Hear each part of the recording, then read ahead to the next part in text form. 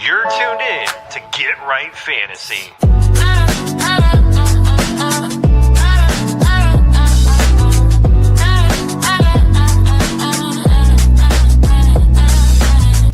Hey everybody, Adam Rank here. What's up, friends? Daniel Dopp here from the Fantasy Focused Football Podcast over on ESPN.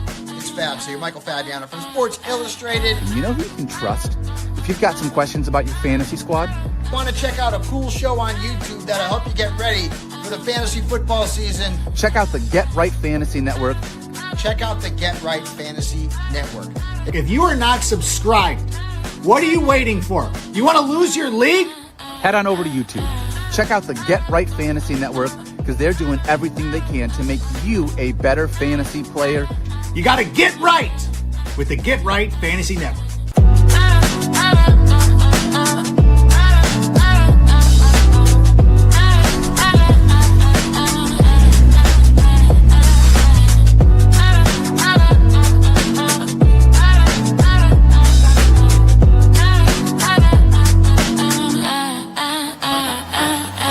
You're tuned in to Get Right Fantasy. What up? What up? What up, world? Welcome back to the Get Right Fantasy Network. I'm Mike Herrick, aka Classic Mike, and I hope everyone had a wonderful Thanksgiving night. Tonight, I'm here on Black Friday with two of my favorite people in the world, good old Kendall and Evan. What's going on, guys? How you guys doing tonight? Bear the fuck down, baby. Yeah, I know. You guys are thrilled after that big number one win. rushing team in the NFL. Let's go. Let's do it. We now have the best running back duo, DeAndre Swift, Kyle Monungai. The new Swift, it's the new Gibbs and Monty, just like last year.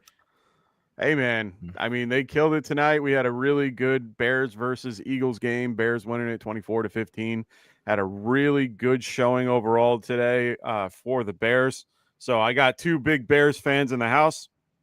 So excited for that. Tonight, we're going to be helping you guys answer your Week 13 start-sit questions, except for, of course, the Packers, Lions, Chiefs, Cowboys, Bengals, Ravens, and Bears and Eagles. We're going to get them out of there for today. But all great games this Thanksgiving weekend. If you guys want your questions answered right away, throw us a super chat. We will stop everything just to answer your question. Otherwise, we'll be answering them in the order that it is in the chat. We're going to be here for about an hour or so, but it's all based on your questions. So start throwing them in the chat if you haven't already. Just a quick disclaimer, please make sure you guys are using the type of format, tight end premium, full, half, all that type of stuff, 12 team, if you're doing trades and all that. It's just really helpful for us to know those questions. The more detailed, the better. No buys this week. Yeah. So that means everybody's available. We got a bunch of injuries we're going to be tracking for you guys today. The big ones are going to be the QBs. Jackson Dart, he's in full practice. He's good to go. He'll be starting on Monday night versus the Patriots. Aaron Rodgers, he's good to go as well, playing as well. He's full on Thursday. He's good to go for Sunday. Daniel Jones is going to play as well, but he's dealing with a fractured fibula. I've gotten mixed reports that he looks good. He looks a little bit off. Are you guys still okay with playing Daniel Jones in this particular scenario? I'll go with Evan. So from what I've been told, it's the tibia that you don't want broken. My bad. But in his case, it is a broken fibula. It's the tibia that you don't want broken. So that's partially, I'm sure, why Daniel Jones is going to be playing through it. It is most definitely risky to be playing with something broken out there, especially if you take a hit to the shins, because defenders fall forward sometimes, and sometimes a helmet will go in a place you don't want it to go in. So I'm fine with benching him this week because he's going to be facing a really tough Houston Texans defense, and this is a division rivalry game. I think this is going to be a tough time for everybody, including Jonathan Taylor. I don't think you bench Taylor. I don't think you bench Pittman. But if you have a better quarterback to take for Week 13 to put in your starting lineup, I'm doing that. Okay. What about you, Kendall? You in the same boat? I mean, it's tough, right? Because in thin bench leagues, if you have Daniel Jones, it's a real roster spot. Are you, who are you playing over him? Are you dropping? It's got to be. are you dropping him for someone who has like, you might have 2 to 3 spots higher in the rankings, but probably don't have a head rest of season? So like, I think you have to make the rest of season take. I'm probably running him out just because I like the offense. I like the upside. It's just a bad matchup, but I'm, if I can afford the spot, absolutely. There's a couple guys I would play over him. You probably would have had to have made that decision already. The names above him, I think, are probably not available in most leagues. So the simple answer is yes. If there's a specific guy out there, I don't have too many people in mind, but I could be swayed in particular leagues, but you're probably running them out. Yeah, I'm in the same boat. Pretty much you got to play him. It's kind of hard not to, but it's a tough matchup, so lower expectations. Guy on the other side of the ball, CJ Stroud, he will be playing this week. He has cleared concussion protocol finally, so he will be out playing against the Indianapolis Colts. The other big news is Baker. Baker is looking like he's trending towards playing, but right now he's listed as questionable. He was limited in certain parts of the week. They have been very quiet about if they will. Baker's a dude. Like, he's a dog. He wants to play. He wants to be out there. Let's all remember, guys like Carson Wentz have had the same injury on the same type of scenario. One hit can really screw up anything. I'd be very cautious playing Baker this week if I was a Baker owner. I'm not. And that's if he plays. Let's just be clear. So I'm a little bit nervous about that. But how do you guys feel? Same thing as Daniel Jones, or is it a little bit more along the lines of I'm finding a better option? I would still rather play Baker over Daniel Jones this week. Now, the Arizona Cardinals defense, they're better than they've been in quite a while, but this is not exactly a defense I'm writing home about as anything respectable. I think this Tampa Bay offense badly needs Baker out there. If he can go with this shoulder, then yes, because he still has high-end targets, which includes the rookie Emeka Egbuka. And with Bucky Irving expecting to return, that's really going to help open up the passing game for Baker, even when he's not 100%. So even though Bucky Irving is also questionable, he's expected to play as well.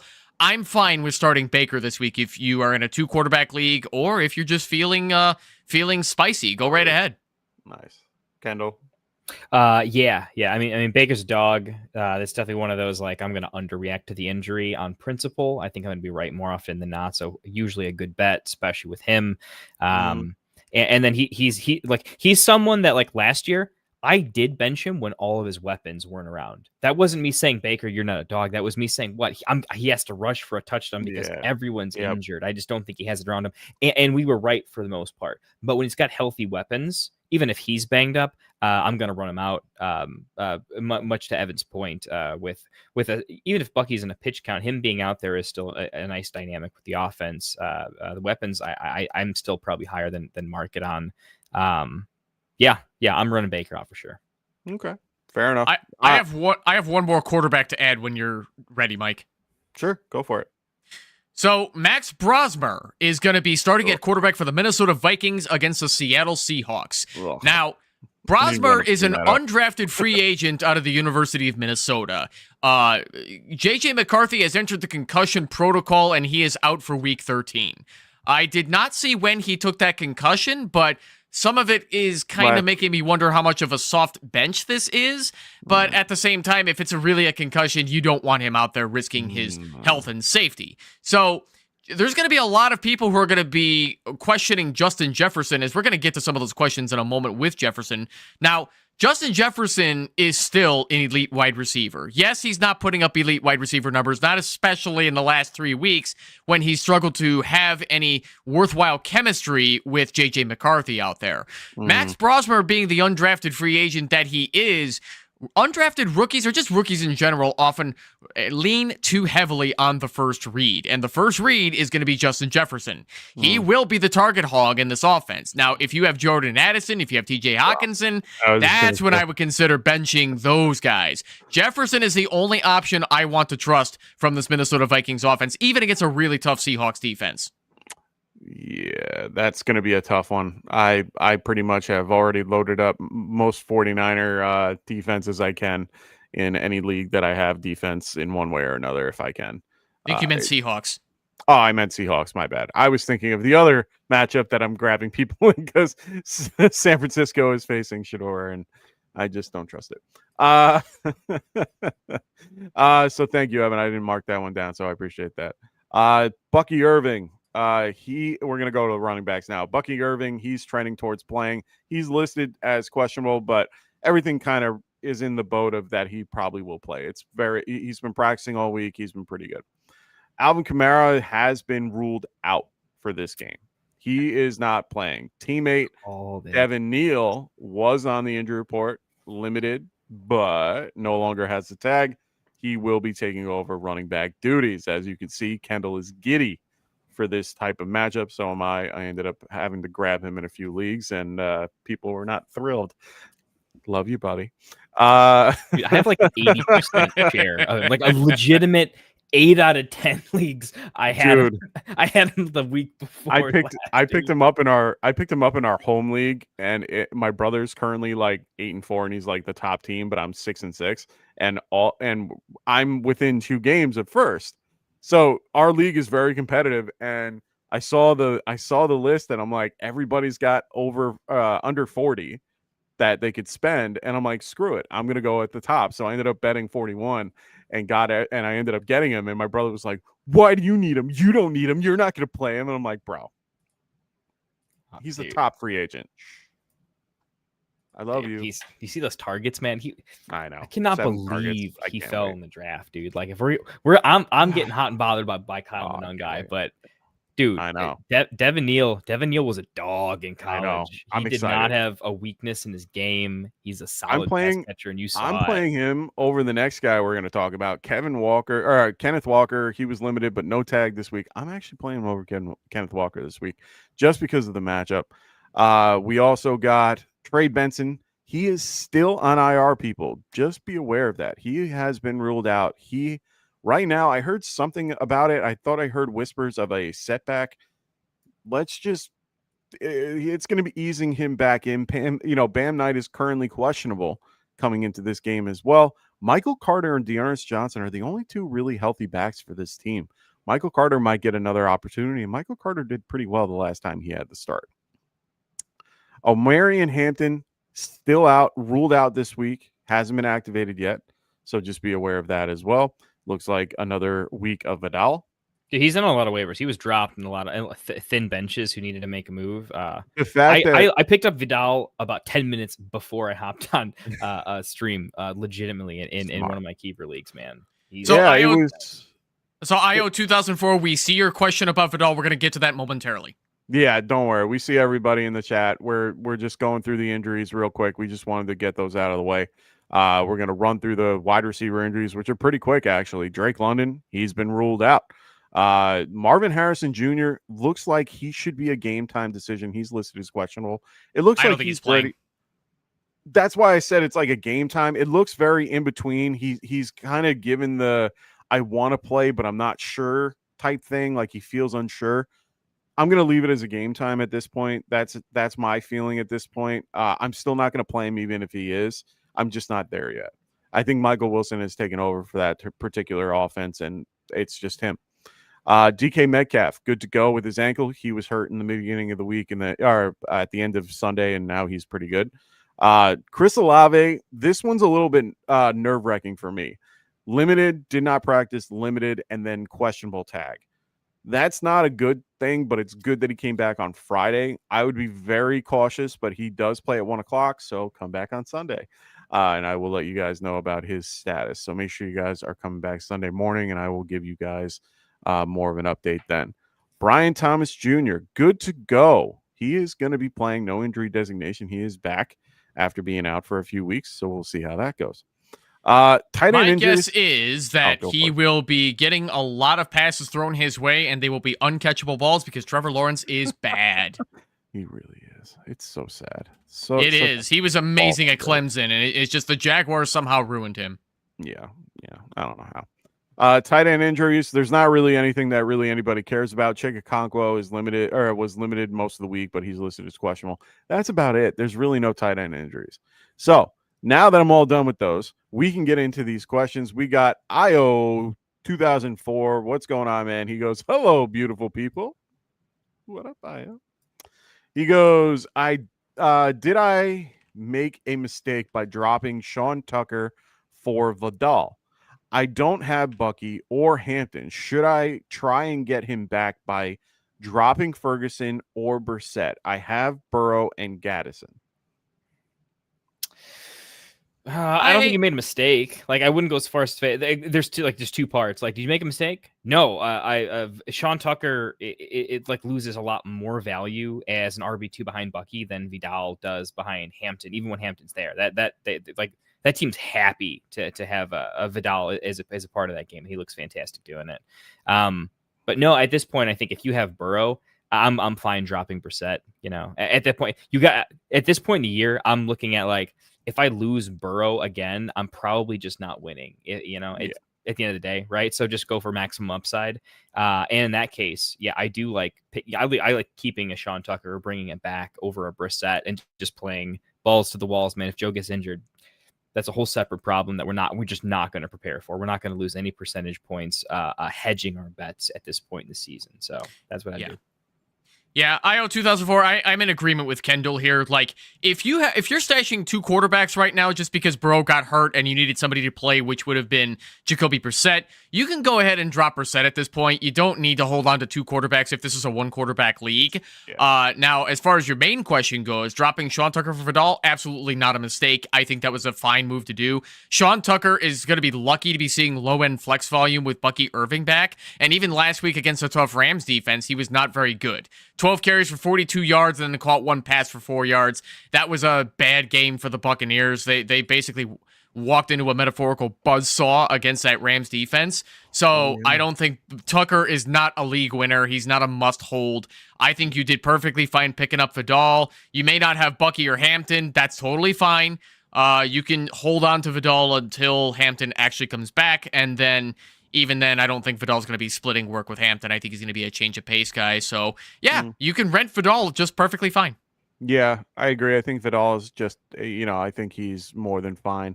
If you're trying to solidify your running back core, because what he's saying here, my other is to drop either Tootin or Benson. His running backs are slim with Rico, Monty, and Swift at this point.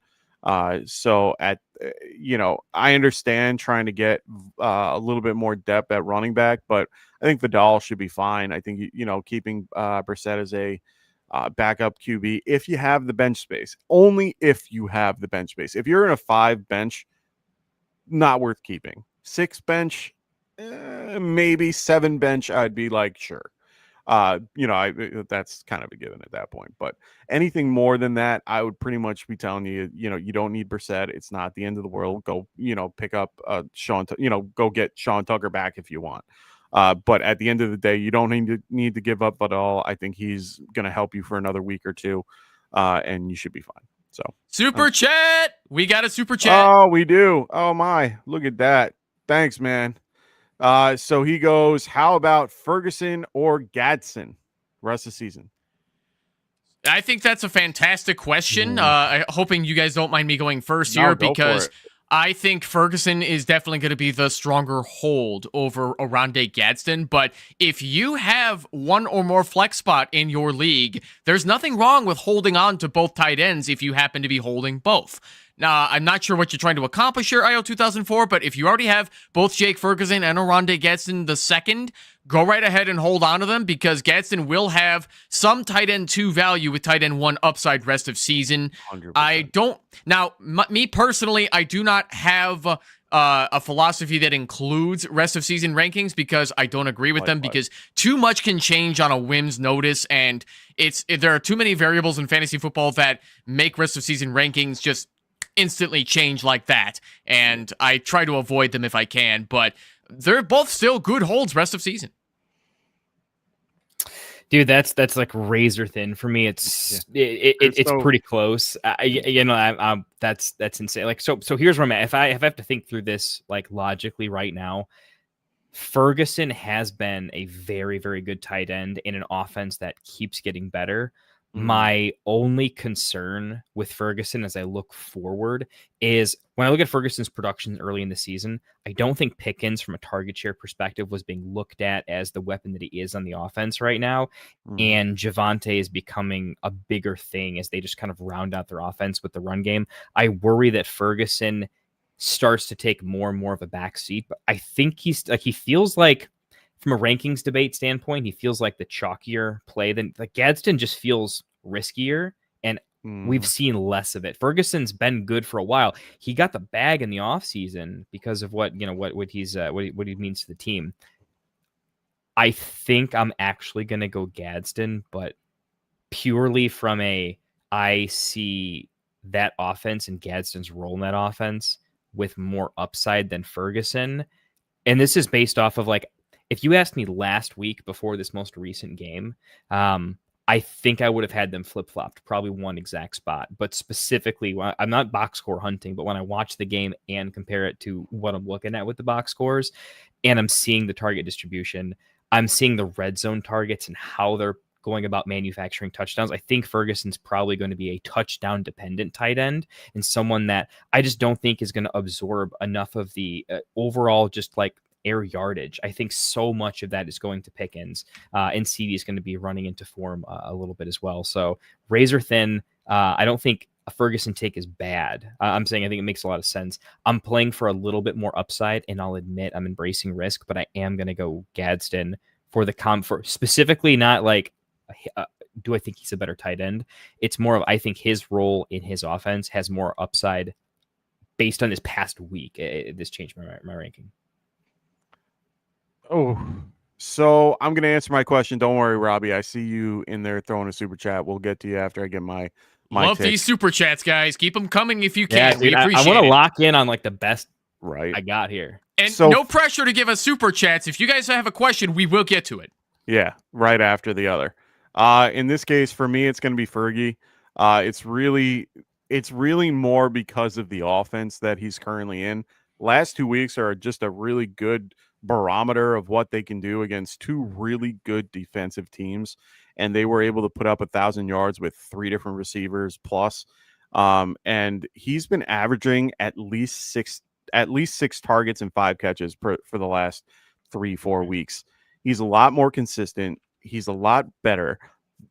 I think Gadsden has a higher ceiling, but you have to be able to need that at one point.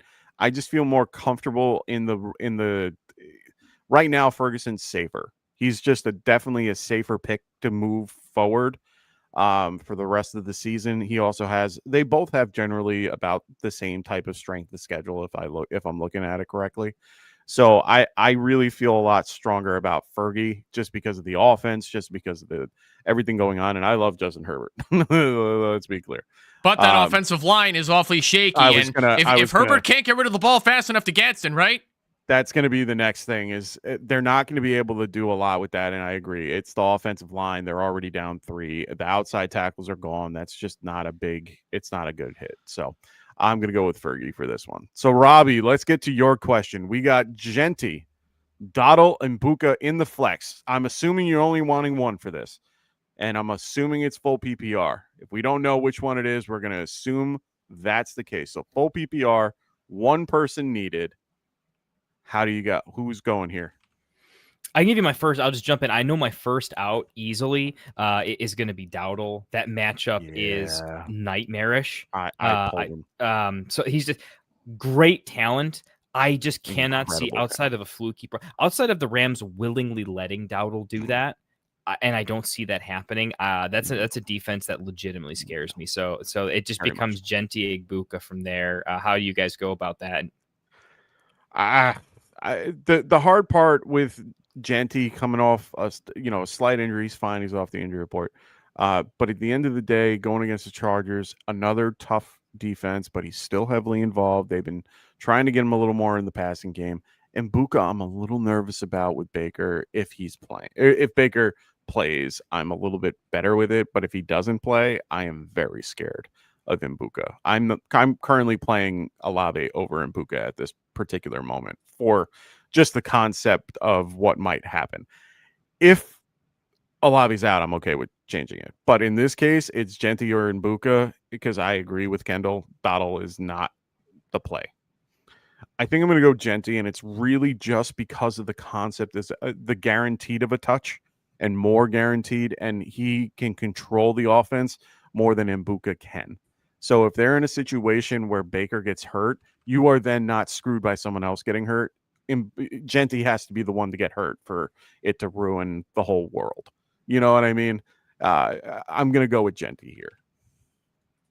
I have to agree with Mike here. I think Ashton Genty is the move here. In my flex rankings, which unfortunately are not yet posted anywhere, but hopefully we can get that up on the website soon-ish. But yes, I have Genty at flex number 22, and then I have Dowdle at 30, and then I have Egbuka down at 39.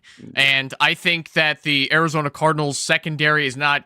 I mean, they're not horrible like they used to be, but Will Johnson's playing. Yeah, Will Johnson's playing, and then Tampa Bay is going to be a bit hindered with this offense, being that Baker's playing not 100%, and I think they're a bit rattled from that Rams matchup, so I would not look to them to be playing their best football against a bad Cardinals team.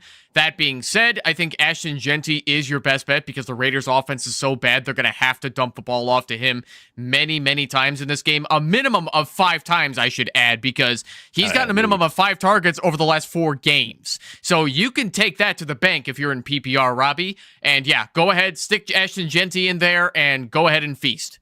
Yeah. Yeah, 100%. This is a clear-cut Genty decision here. And as you guys mentioned, just look at past 4 games. It's not just the 5 targets. Past 2 games, 8 targets. 8 targets, right? Especially past 4 games, 2 receiving touchdowns in there. He's looking like what we always wanted Travion Henderson to be. Legitimately.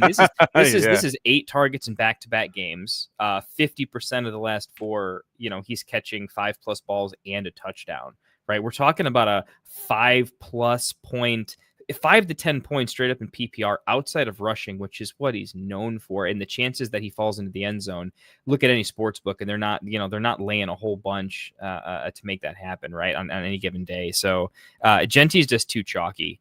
In non-fluky performances, I don't see how he doesn't average 15 to 20 points per game when it's not a weird fluky thing where nothing goes his way, right? Give me Genty. And that's not an Egbuka. I just think Egbuka on average is going to hit more like 12 to 15 points per game, but there's a reason why elite RBs have that elite RB ceiling, right? It's just different, right? There's a reason Christian McCaffrey's outscoring most quarterbacks. And if you're in a dynasty league, Egbuka is an amazing elite hold, but this year in redraft, it's going to be shaky. So he's a fine wide receiver 3 rest of season if you want to go off of that, but Egbuka's not a guy you necessarily have to start every week.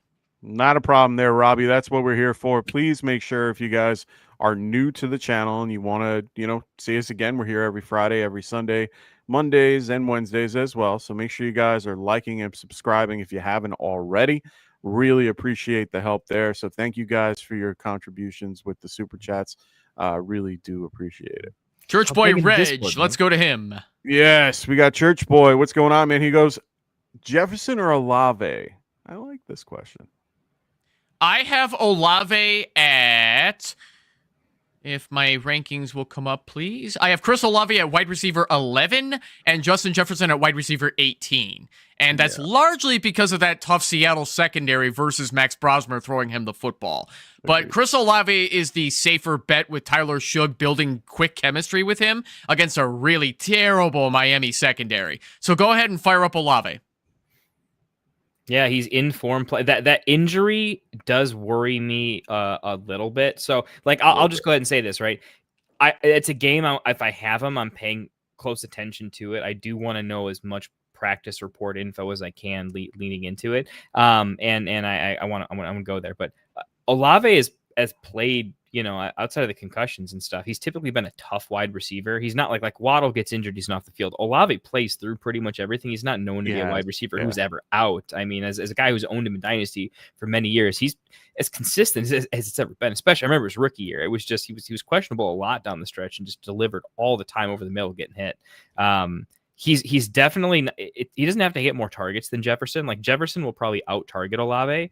Jefferson will have some like gaudy 14 or 15 targets, but Olave's 10 to 12 is probably going to come with a touchdown, and it's probably more consistent. Jefferson's ceiling is greater, but the chances that they throw for under 200 yards is probably expected. And we're asking Justin Jefferson to be a legitimate 60+% of the entire offense that game.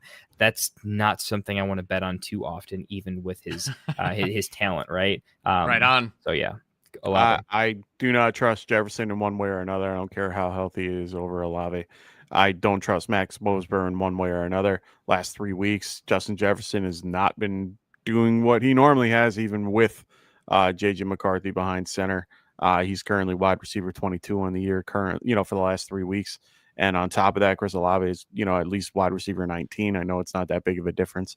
I just like Olave a little bit more. I'm going to pay attention this Sunday morning. Come back and visit me. But at the end of the time, I will, we'll be able to tell you if he's starting. If he's active, I'm playing Olave. If you get the alert that he's not, of course you got to play Jefferson and deal with it. But I would not be playing Jefferson this week unless I had better options. And I'll put it to you this way: if Micah Parsons can play through a back injury, so can Chris Olave. Yeah, and he's played through much more than that. So yes, let's just be clear. But Church, man, we appreciate you. Make sure you guys come back. If you have more questions, throw them in the chat. We're here for you guys. We're going to answer anything that we can. I kind of hope that Max kid is good, low key though. Like, you guys realize the NFC North is the most disgusting division we've seen in a while. Like the Packers are the outside of the Vikings. Like if the three teams that are doing good in that division, it's disgusting right now. If Max could be good, the division would be insane. And we kind of need a better villain in the Vikings. We deserve better at this point. I hate the Vikings as much as the next NFC North rival, but I got to give JJ McCarthy credit in week 1 against us. He did beat us in week 1 when we were trying to figure out our new identity. So yeah, McCarthy's bad, but he's a fighter. And even though he can't play, the Vikings are still a foe to worry about because they still have some talent. For sure. Yeah. I get like better than Mac Jones vibes from JJ McCarthy right now. We're like, maybe he can take Kyler's job in 2 years or something. Well, they keep talking about the concept of Mac Jones being the top target for the Vikings for next season. So that's definitely Alex. So how you Alex, doing, buddy? What's going on, man? He goes, hey guys, what's up? This is my team week 13. Any changes would you guys make? All right. So we got Drake May, Travion Henderson, RJ Harvey, starting with the rookies, going JJ, who we just talked about, JSN, McBride, Junkins, and then his bench is Bucky, Woody, Wandell, and Mbuka, Loveland, who already played, Pierce, Algier. It's a 10-man full PPR. He's 10-3. I think you can fire up Bucky over RJ Harvey. Ooh, I would not. Oh, really? I would. If he's playing, I absolutely would. I don't believe in a pitch count for Bucky Irving. I know y'all are shaking your heads, but I'm still sending it, man. Send it. Give me Bucky Irving if he plays. Even outside of the pitch count, I've never seen a chalkier like if RJ Harvey is the player that I think he is, and I don't think he's shown me enough that he isn't. Washington. I feel like RJ Harvey is just going to go out and run for like 120 yards in a touchdown. Washington is 27th against the run. We are not. I feel like he's going to have his Travion Henderson like 120. Yeah. He's going to, if he doesn't have that, he'll have 80 yards and 5 catches for 40, and he'll do exactly what Genty's been doing the last couple weeks, where like give me the over-under on his fantasy points. Like, I'll literally lay you 1-to-1 that his over-under's at closer to 15 fantasy points than like the 12 to 13 he's projected. Like, I won't even do the like Bucky pitch count thing.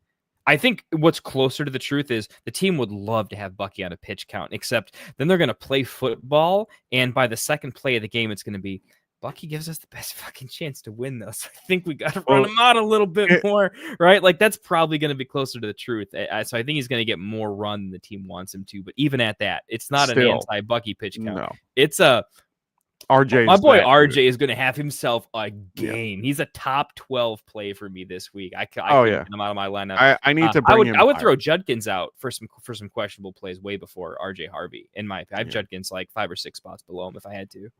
I have RJ Harvey as my RB25 this week.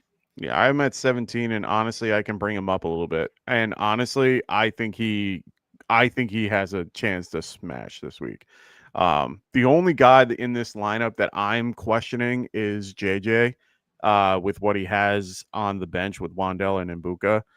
I would maybe, I don't know how you guys feel about this.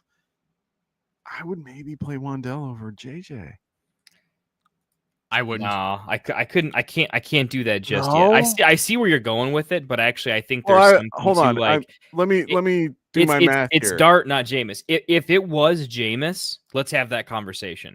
But I don't think it's Dart. Since week 7, I'm going to give you weeks. I'm going to go all the way to week 7. Since week 7, that included Dart in there, by the way. Mm-hmm.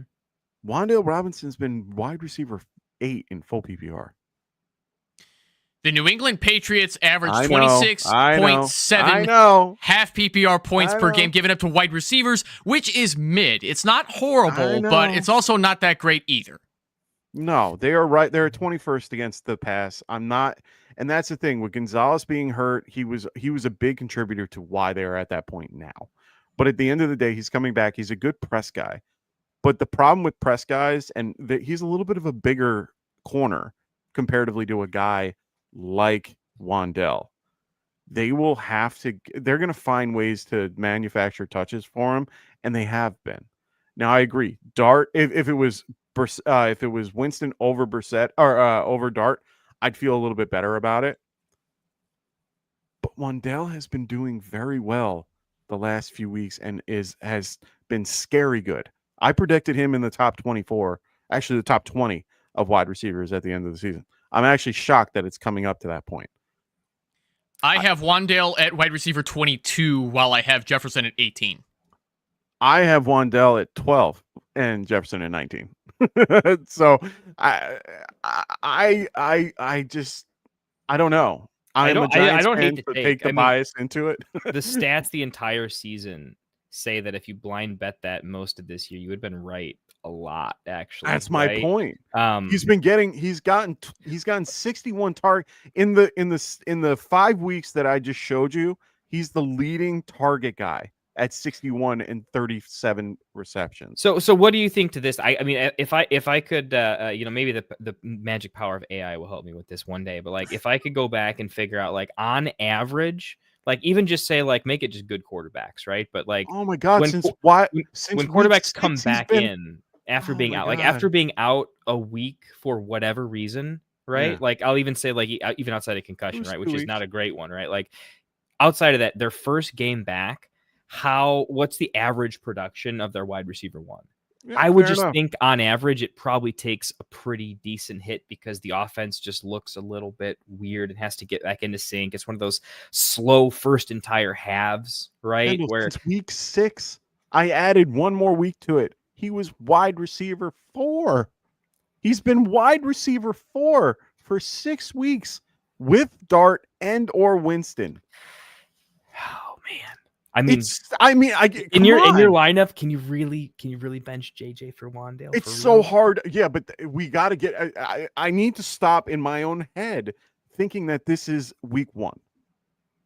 We are now in week 13. Things have to change. I'm not saying that it's not the talent. JSN is a must start.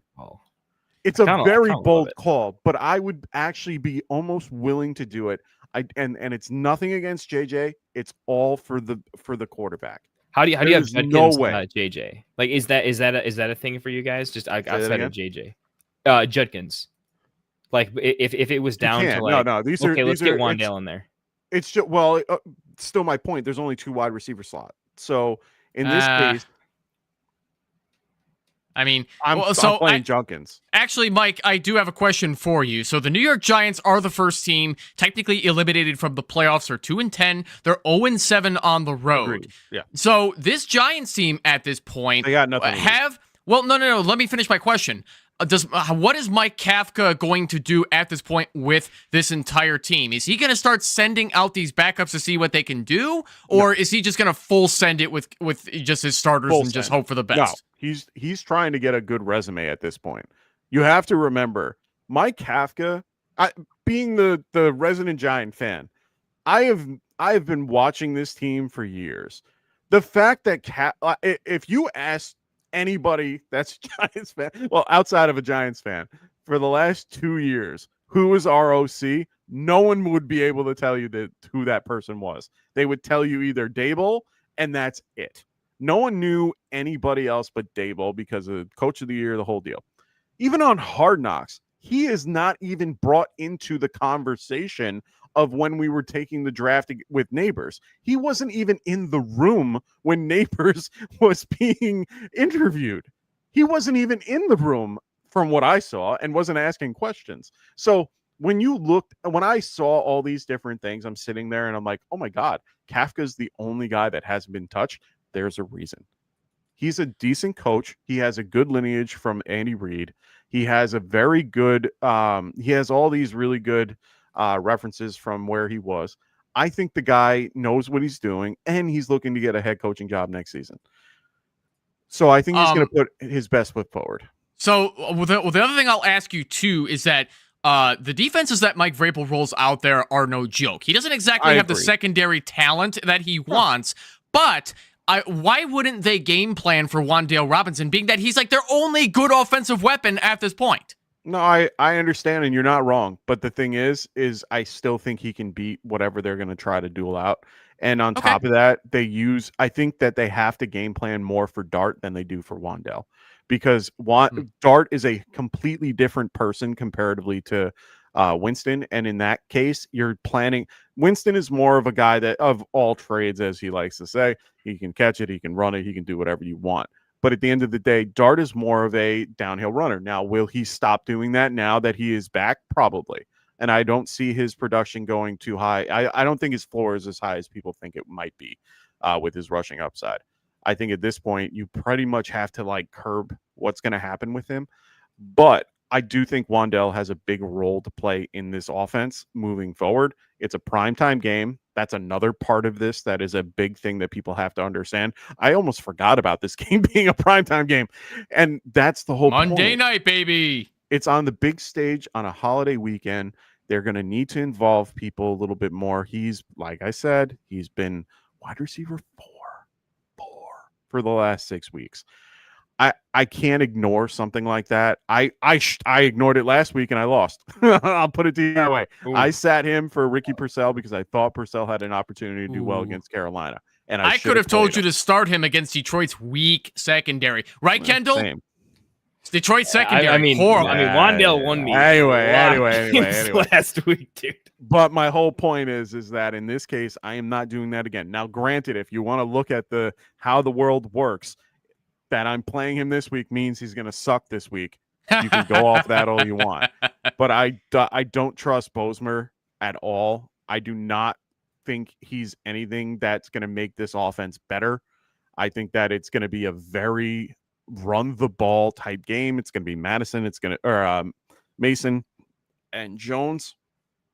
I do not think that it's going to be a heavy JJ game. I can see maybe 8 targets, 5 catches, 40, 50 yards. I don't see it being anything more than that. He's still going to be his floor is higher than most, but I like Wan'Dale and what he's been doing the last few weeks. It's just hard not to play him in those, in that type of situation. But I understand the reasoning because I would feel the same way if I had this. But you can't sit anyone else on this team at all. I'm not playing Mbuka over Jetta. I'm not playing Mbuka over Wan'Dale. I think I would be playing Wan'Dale over Jetta, and that's just my own opinion. And then playing Jetta over Junkins, I just can't do. I can't against San Francisco, but San Francisco's been playing a lot better. If you want to take that route, I would maybe do that or switch out Junkins for Bucky. That's just yeah. Pick. All right, Alex, you've got you like best there. Huh? So Alex, you've got a bunch of conflicting opinions there. Take that away with what you will, and we wish you the best of luck this weekend. Yeah, it's a tough one, but you're 9-3. You've been doing well. I trust your gut. You've been doing well this far. Steven Pereira, what's going on, man? Great to have you here. He goes, I need 3 in half PPR. We got you. Buck, Tet, Michael Wilson, Wan'Dale, or Troy Franklin? I like this question. I'm going to go, if Bucky plays, I'm going to go Bucky, Michael, and Wan'Dale. But if Bucky doesn't play, give me Tet, Michael, and Wan'Dale. Interesting. What about you there, Kendall? I'm Tet, Wan'Dale, and I'm gonna stay in the Flames with Mike Wilson over Bucky. I'm gonna avoid a little bit of risk there. I certainly don't think Bucky has like a capped ceiling. I just gave a take that I think he's gonna play more than we think. But I'm gonna go like range of outcomes. I think I'm betting there's enough range of outcomes where he's a little bit disappointing compared to what I think is much more. I mean, I was off of Michael Wilson kind of repeating, but I want to be very quick to say, hey, 2 in a row does mean something to me in a league that things can change week to week very big. It's more shocking when it's consistent than when it's not. And when you see it, I want to give that some additional credit. So I'm going to stay in the Flames with Michael Wilson over Bucky. Less of an anti-Bucky take, more of Michael Wilson's closer to like the Wan'Dale tier to me than I would have given him credit for. So I'm going to stay there. Interesting. What about you, Mike? I'm going to throw a monkey in the works here. I'm going to be going Michael Wilson, Wan'Dale, and Troy Franklin. Why Troy Franklin? Really love what Troy Franklin's been doing, averaging at least 10 targets a game with Bo Nix the last few weeks. Looking more like the wide receiver one, even though he's not, but I think it's more because of coverages and teams wanting to cover Sutton, who is a very strong receiver. But he doesn't have the versatility that someone like Troy Franklin has. Troy Franklin is a little bit smaller, a little bit more shifty, able to get off the line a little quicker. They're going against Washington. They are 26th against the pass. I love the matchup. I already gave you my stuff on Wan'Dale. Michael Wilson, as Kendall said, I think he can repeat this week. I think he can do really well and continue on what he's doing, even with Marvin Harrison back. Tet, I'm not going to play against the Rams. It's just not going to happen. The narrative, maybe, they're going to be down. They're going to have to throw. Sure, you want to go on that route? Enjoy, but it's half PPR. I don't care in that matchup. It's going to keep everything is kind of lower. 45-point total, 10-point favored by, the Rams. I'm just not on board.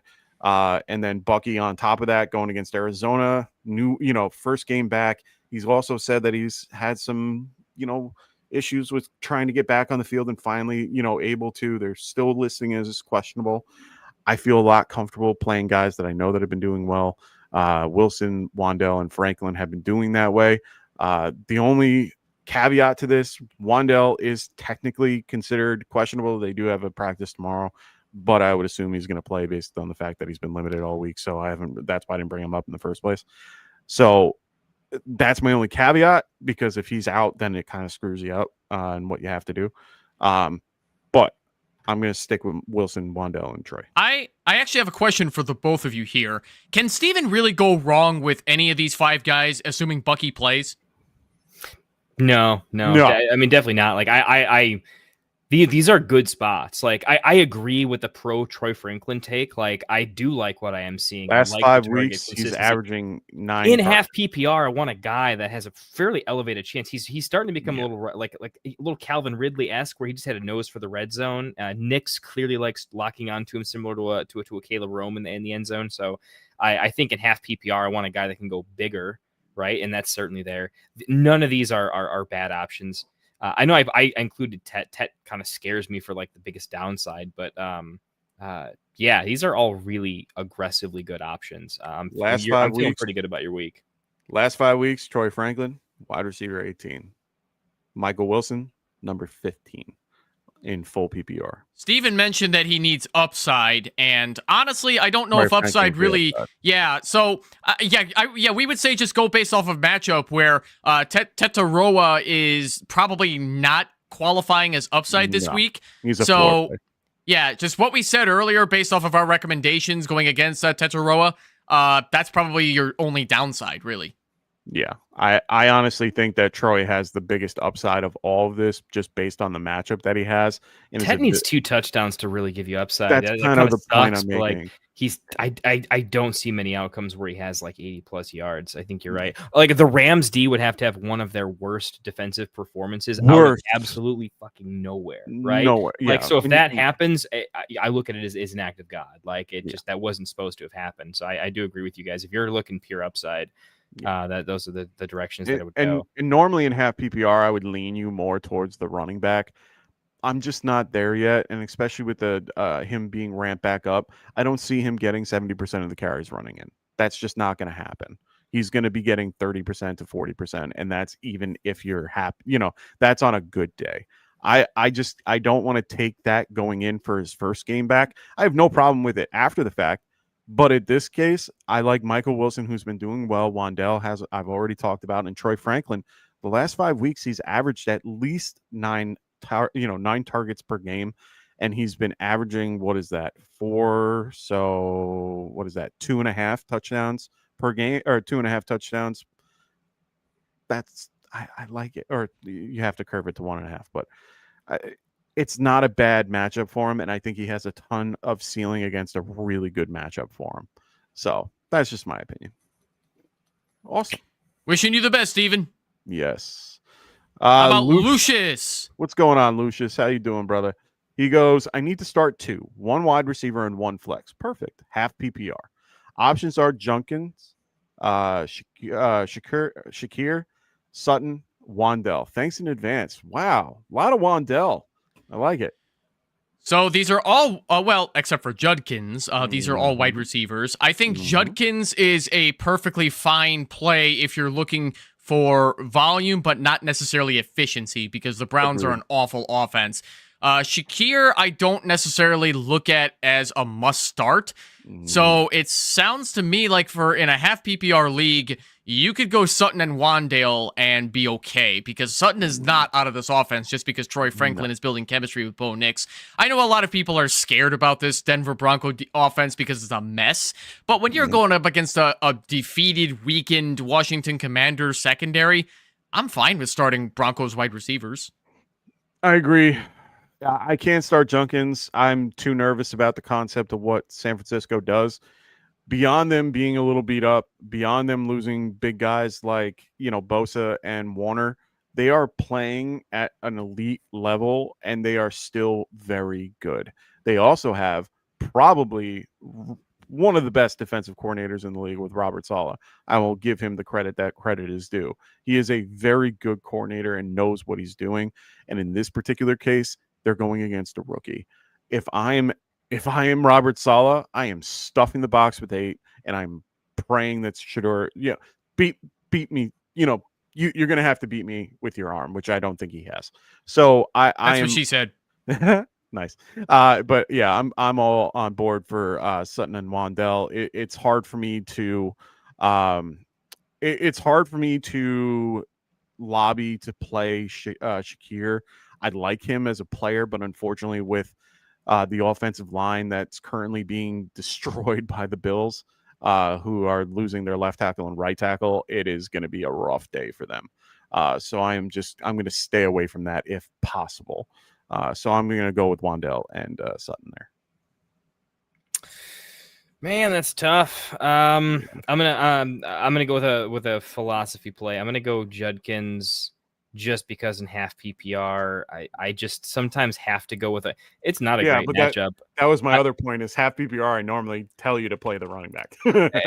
Look, I think there's enough range of outcomes where Judkins sees 2-3 targets for 20 yards, and the chance he falls in the end zone are decent. Better than an ambiguous wide receiver room wide receiver, where I think at most, right, like Wan'Dale, love him on yardage. I think on average he scores a touchdown more like 45% of the time. If you're being like spicy. Judkins, it's got to be more like 50% because of just how that offense works. They're direct snapping him the ball in the red zone, right? Like you have to give him credit for like literally Shador's unstartable because if they get within the 20, they direct snap to Judkins. The chances that Judkins throws a touchdown is definitely non-zero with what they're doing in the red zone, right? So by those reasons, I'm going to give the Judkins the like, you know what? Half PPR, sometimes you got to scrape by, and he's going to do like a Breece Hall, like, I'm really good in a bad team, and I'm probably going to find a way to get it fucking done like we usually do. Wandale is doing that with one touchdown. Right. Well, Wandale's my other in easy, right? You know what I mean? Like, Wandale's my easy in, right? I'm saying after that, like Wandale's just consistency plus upside. Oh, no, I was just saying on the concept I got to go judge. All the things you talked about, he's been doing it with one touchdown. Think of that. Wide receiver 4, 1 touchdown in the last 6 weeks. Insane. Sorry. I'd also like to point out that the San Francisco 49ers defense are giving up an average of 19.6 half PPR points to running backs, which is not nothing. It's mid. It's not great. It's not bad either. And that's another reason I don't necessarily want to put Judkins in over Sutton and Wandale. But it's like what Kendall was just saying. There's a non-zero chance that Quinshon Judkins doesn't like take a direct snap and then toss it to somebody like Harold Fannin, for example. Agreed. I don't know if their bag of tricks is going to allow them to do that to even get in the red zone against the beat up 49ers defense, but I don't think I want to trust that if you can avoid it. 49ers depth at defense is actually better than most teams' starters. Winters is incredibly better. Like, he is so good that they've been waiting. Well, I wouldn't say waiting, but he's been kind of waiting for an opportunity, and this is his, opportunity with Fred out. And he's been doing real well. And their defensive line is actually one of the better lines in the league, even without Bosa. Winters is so good. He's really good. So, good luck to you there, Lucius. Hopefully, that helped you get through it. Church is asking us Baker or Brissett. Baker.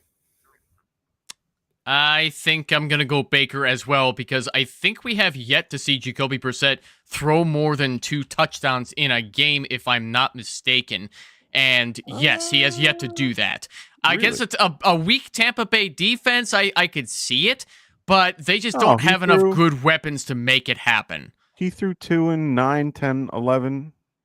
I said more than 2. He's been real consistent but throwing still. 2. He's been like he's all 2s. He's like 222 for 2. And he's been throwing over 200 and he's been throwing for over 250 and 2 touchdowns for which is fine. Which is fine, but Baker Mayfield has the capability of throwing 3 with better weapons and against a secondary in Arizona that's really just it's not horrible, but it's also nothing to write home about. Yeah, but Baker not that low-key good rushes either. for 2-3 points a game on average as well.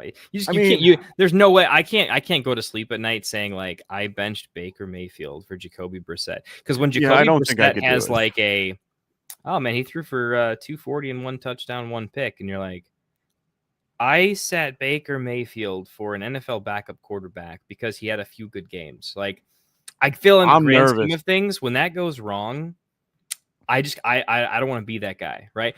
When Jacoby Brissett scores 2 fantasy points more than Baker, and I'm like, dude, I could have been a really smart analyst, I'm going to take that loss way over. I sat Baker for Jacoby Brissett, and I have to explain myself. I can't. I won't do it. Well, I'll do it. Brissett. And I'm only saying it because of the health. I'm scared to death. If he were to get knocked on the wrong way, lands on it the wrong way, something happens the wrong way. Well, you bring up a good point there. I'll actually admit, I'm sorry. If I just had some big performances, if I had Jameson Williams, and I'm kind of sitting pretty and I just need to avoid disaster, I could agree where you could say, hey, Jacoby's been playing real consistent. I just need to avoid an injury out, a 4.5 point game. I will concede that if you're favored by 15 or something, that's where I would consider safety. Question. I'm going to ask this question. We have the 2 quarterbacks last 6 weeks. Okay? Last 6 weeks for both of them. Which one do you think is currently higher in ranking? Don't care. Or after the fact? I don't care. Stats-wise.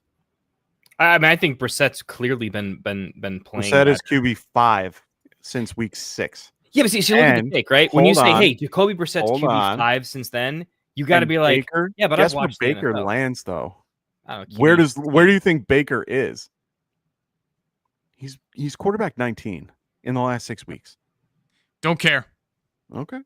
It's a plus matchup, and more. it's a plus matchup, and I don't like using statistics over the last X amount of weeks because that can just go boom and break at a moment's notice.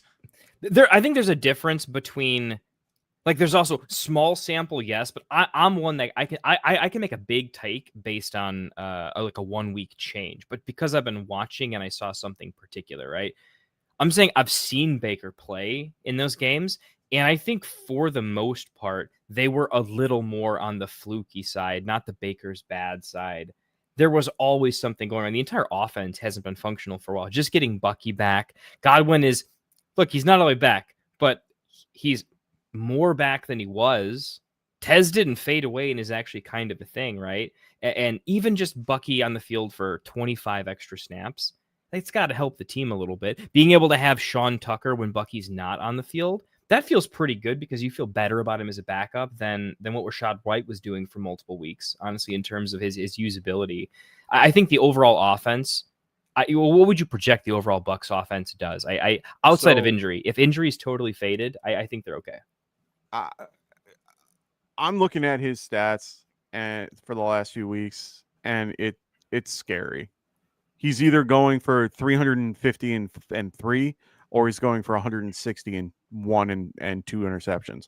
Like, he has not been the consistency that Brissett has been, and with lesser weapons. I understand you guys might not follow the statistics from that far back.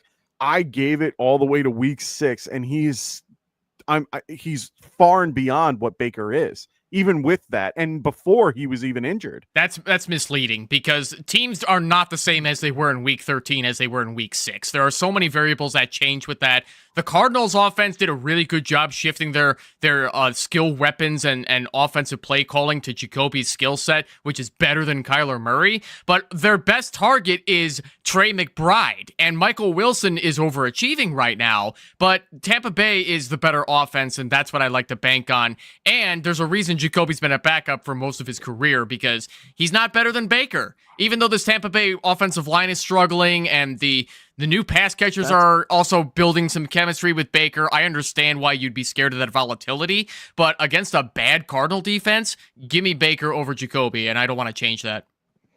Mike, I'm going to waffle a little bit here, actually. Only because I do see a narrative that I wasn't really seeing as likely before.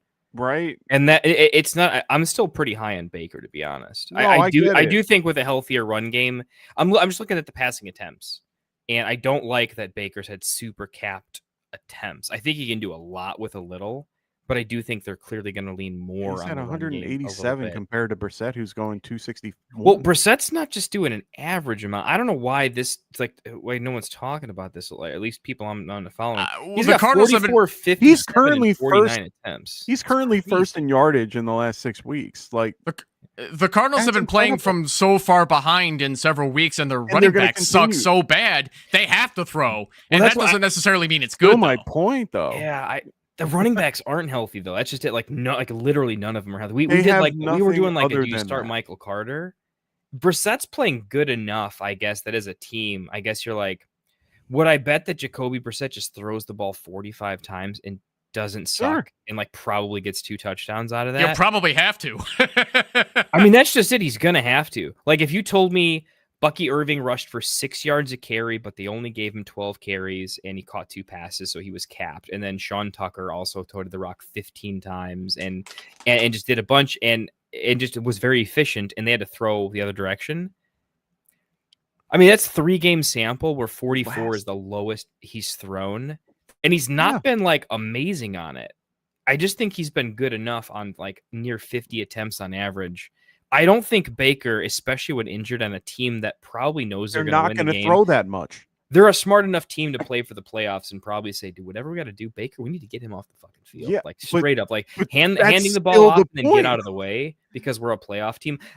Because I'm thinking more like what, like the Bucks really even care? No, you're if they're 100%. competitive without without them doing too much. They're not going to want to risk a lot of sacks. They're not going to do a lot of deep ADOT stuff because what if he takes a big hit that kills him? Yeah, I'm gonna waffle. They're either going to run the ball a ton, or they're going to not give Baker the opportunity to get hurt, like you said, and that leads to Brissett, who has been averaging like 40 attempts a game and throwing for over 250 at average, and two touchdowns in every game except I got one. A waffle here.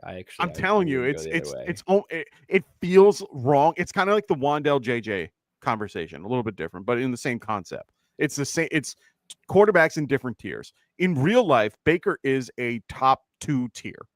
He is a very good. He's a very good real life quarterback. In this particular case, it makes it where I am at the point where he's saying it right now. Church is saying I'm in a must win. That doesn't change a ton for me though in a must win. Not a ton. Change me like it's one of those I'm always playing I mean. For game theory optimal. Yeah, you know what I mean. Like if Bucky Irving plays, that's going to change a lot for that Buccaneers offense, though. Yeah, but I still think it hurts Baker more than it helps him. All right, fair enough. Because I think they're going to just lean on the run game like the Bears did today.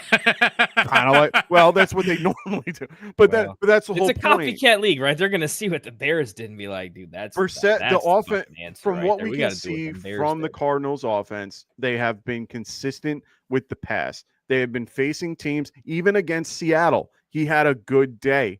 He had 50 passing attempts. 44 passing attempts, 258 yards, 2 touchdowns against a very difficult division opponent. And he also lost 2 fumbles. Dude, low key, why couldn't they have a Swift and Mononga? Like, why couldn't Bucky actually just low key house one time, and then Sean Tucker also break off a 40 and a 30, and actually they just beat the crap out of him because their running backs are pretty good.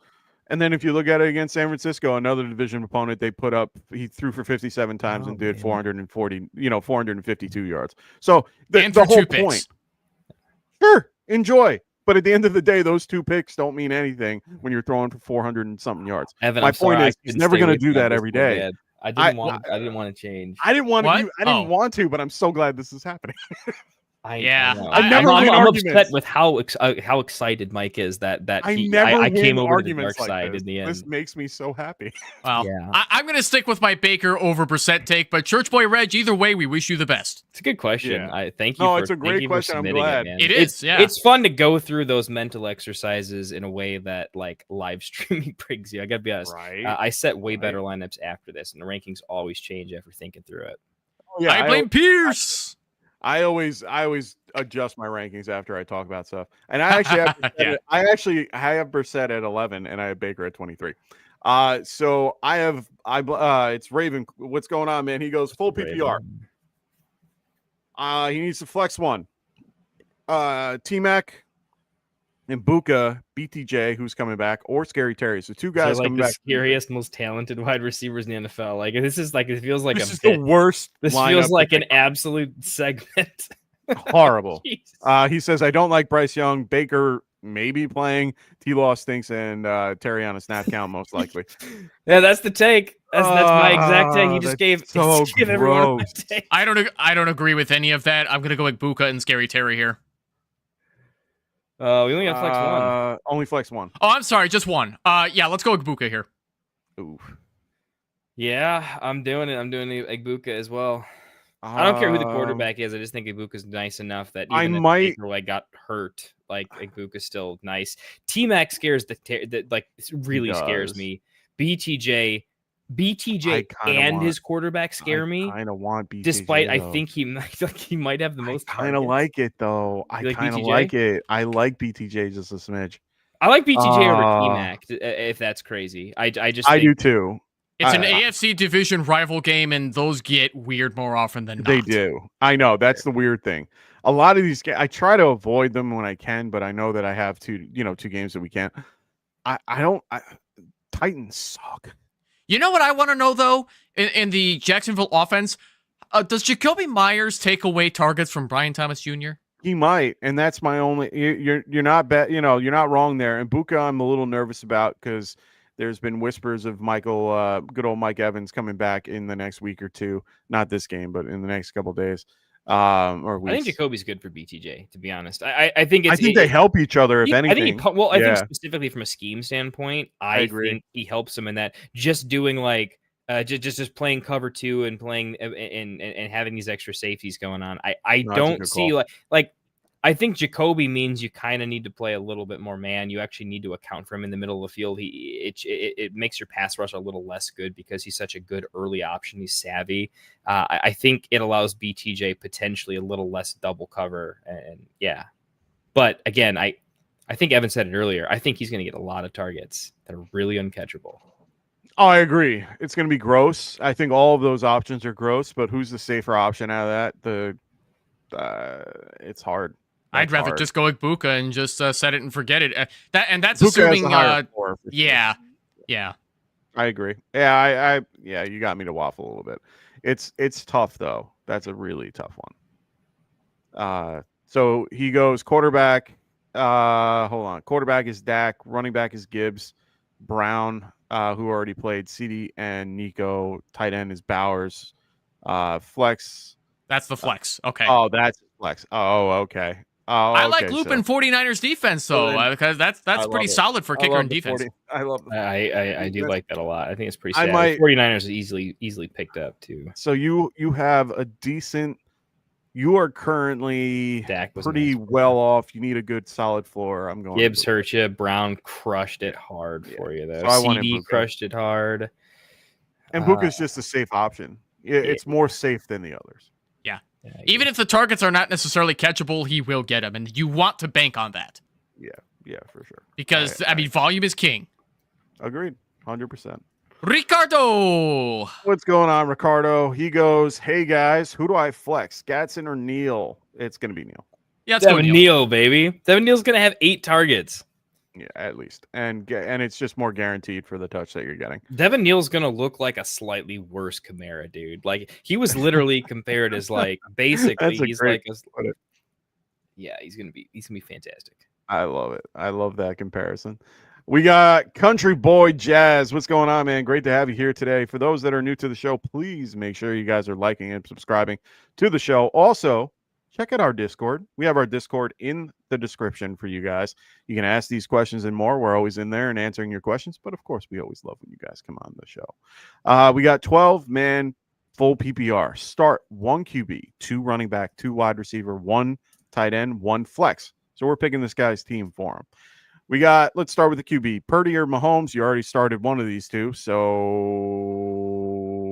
I hope decision's already been made there. Yeah, so we're not going to make that decision for you on QB. So Country Boy Jazz, I got to say this like I say to everybody. If you're still holding 2 quarterbacks in a 1 quarterback league, just drop one of them because I'm assuming your trade deadline has already passed at this point. You don't need to hold 2 quarterbacks in a 1 quarterback league. Just pick one and stick with it. I'd pick Mahomes over Purdy rest of season, but that's just me. So I don't know who you started this week, but I hope they helped you out a lot. Yeah, there's always a high upside stash. I pleaded with everyone that Devin Neal was worth dropping players for. I said drop Tez Johnson, pick up a Devin Neal. What is that doing for you right now? It was a low percentage chance, but like I didn't call it because I'm an oracle. I call it because it happens all the time, every single year. Sometimes we don't get a player right, but the situation occurs all the time. Yeah, play for some additional upside. So running back, we have CMC, Jones, Walker, Tucker, Benson, Rodriguez. So we can kick out Benson. We can kick out who am I thinking about with Jones? Aaron Jones, Packers. Aaron Jones. I never. So I mean that game's already that game already happened, though. So no, Jones didn't play it. I'm going to be going CMC, lock, and Walker. I think I'd go Walker over both Jones and Rodriguez. Benson's not playing, and Tucker is basically an RB3 with potential upside at this point. So yeah, I think you got to go CMC and Aaron Jones. Okay. And then we have wide receiver being Olave, Diggs, Pierce, Jennings, Burden, or Terry or Godwin. Hopefully you didn't play. Well, I don't know if you played Burden or not. If you did, okay. But we're gonna have to pick out of this. Olave's got to be the first one. Yeah. Olave's kind of a lock for me, and I'm gonna go Diggs here too. Yeah, I'm Diggs. Pierce is close. Wow, that's actually. But then we gotta go into the flex option too. So I'm going Diggs over Pierce. Yeah, I'm going Diggs over Pierce. I like Olave and Diggs. I might. Would I throw? No, Pierce is going against Houston. I'm not doing that. I am going. Pierce is getting in my flex though. I guess. Yeah. Well, that was my point. Then you're going either Walker. You're either going Walker, Pierce, Tucker, Rodriguez, Pierce, Jennings. Or Terry. PPR, I'm just taking the wide receiver. So, yeah, I'd probably go Walker, but I don't like it, and I just don't trust the other guys. If Terry McLaurin plays, I would flex him. No, he's playing hard. Yeah, I would flex Scary Terry over everybody else because Patrick coming back. Patrick Surtain. Patrick Surtain? Yeah, absolutely. Mm-hmm. Because Mariota's got to throw to somebody.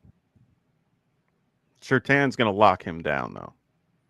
Yeah, he'll play against Terry most of the time anyway, but, I mean, he's got to find a way to get open, and he's going to get the most in volume with targets. Jennings is not a guy I want to play against a tough Cleveland secondary. Pierce is too much of a risk, and Luther Burden already played. Godwin is being slowly integrated in the offense, too risky for me. That's why I'd rather go with Walker, who knows what he's... I think Walker has the You're best just going to go with the extra upside running back there? No. Why? I wouldn't risk it. So does Charbonnet not worry you in case it ends up being a Charbonnet game? No. Comparatively to Terry, with getting you a 0, yes. Terry I don't think he's not getting a 0, Terry, if he plays. They're both coming off injury at the very least. Patrick Surtain can shut down Terry, and their defense can shut down Daniels. I am staying away from any of the Commanders other than Rodriguez, and it's really the only time I would play Rodriguez is in a 12 or 14 team that I need. Like, dude, I'm just not playing in PPR. Like in PPR, that's my point. It's so hard for me not to. It's so hard for me not to be like. I would rather close my eyes. Walker's and be the like, only guy. Terry, I don't want to play, but I would still take Terry over. And Walker doesn't get targets, so I have no reason to play Walker over guys who are going to get targets. It's a PPR league. I think he had 5 last week. Walker does get more involved. He's been getting more involved in the pass game. They've increased his passing, and he had more of the snap share, I think, last week. Well, he had 4 targets, and he got some decent volume out of it. But, against the Tennessee Titans, it's like, of course he's going to get somewhere. But, 62%. He went higher. It's just you got a guy like a Ken Walker who will then all of a sudden just won't have the hot hand with Charbonnet. I don't trust it at this point, but I'll just stick to that. No, it's fair. I mean, believe me, I sat Walker in many spots in my leagues, and I have Walker everywhere. But in this grouping of players, I'm playing Walker. Like I'm not playing Terry in this matchup. I'm not playing Burden. I'm not playing any of these guys. So, did we already pick tight end? No, tight end would be Barner, Auden, or Waller. And Waller's not coming back yet. I'm gonna go. Well, I think Waller's actually playing. Waller's playing this week. Labeled as questionable and is on the. The idea is he's expected to play though. They have to activate him as of tomorrow. They how much he plays might be 3 snaps. They didn't activate him yet. Being that he hasn't, I don't want to pick Waller at this time anyway. But even if he does play, I still don't want to play him against New Orleans Saints. I don't think he's going to be strong coming back yet. Sure, he's a fine red zone option, but the Dolphins suck. Yeah, and I'd rather go with a safer option. Yeah, I don't know if I drop him. Well, you couldn't keep him on IR, is what I'm saying. Barner. You already have Barner and Otten, so I like Barner. I would keep all 3 of those tight ends, and then you also don't need to stash 2 defenses. You can definitely drop one of them. I would keep Waller over one of the other. Well, definitely over one of the defenses, but definitely over the other. Drop the Packers defense and definitely fire up the Rams. Yeah. Man, I think I'm going to stay with Otten as much as I love Barner, man. I don't know. I don't know if you can go wrong with Barner or Otten because Otten will get the volume. Yeah, I like Barner. Oh, man. I want to pick Barner because I own so much of him in Dynasty, and I liked him when no one knew about him, and now they legitimately give him carries every now and again. Like the chances he can actually rush one in from time to time. He didn't play Burden, and he started Mahomes. Okay. Yeah. No, I mean, I would go. Great calls. I would go ahead and drop Purdy as well because I mean you're probably going to fire up Mahomes rest of the season anyway. Yeah, for sure. Man, you know what? I don't think Otton's gonna. I think the chance Barner has like a random game because some teams are just like, all right, seriously, we're done. We're gonna triple JSN. We're gonna quadruple, and Barner is gonna have one of those random 7 target games. Like, oh yeah, those are still that's why randomly there for him. He's so hard to play, but he can randomly have a 7 target game for 70 yards. He can also have a 2 catch, 2 touchdown game. He's a weird dude. I'm actually gonna go Barner for like. Otton's just so mad, and Barner's going to have 2 or 20, but he might have something. And if Baker has to play in one way or another, like I understand we can't predict injury, but I'm leaning into that. Like I think the RBs for Tampa are actually kind of good, and that running game's going to be a bigger chunk of the yardage than the passing, and I think Otton suffers. Jimbo, what's up, Jimbo Fisher? How you doing, man? He goes, hey fellas. If Kincaid does not play, are you starting Strange, Ertz, Kobe Parkinson, or Barner? Hey man, if I was Howard Bender, I'd be telling you Kobe Parkinson. He has been speaking his name from the rooftops for the last few weeks. I'm gonna tell you Strange. I'm going Strange too. I feel like Strange is the only thing that like is kind of consistent in that and leading their team in leading their team in yardage. So I don't think it's strange to be firing up Brenton Strange. Go right ahead and pick him over the rest of those tight ends. Had me on that one. I like it. I like it. So we got Hashhead. What's going on, man? He goes start one wide receiver, 1 flex out of Olave. I'm obviously picking him if he plays due to the matchup and the target share this week. Breece Hall, also have him penciled in at flex. Debo, Pittman, full PPR. Oh, it's definitely. I can't argue all of that. So all of it. Yeah, no, I just agree. Yeah, I like Pittman in general, but the Daniel Jones injury, the Chiefs having an above average defense when it comes to taking away the main thing that you do, it's just a stylistic thing.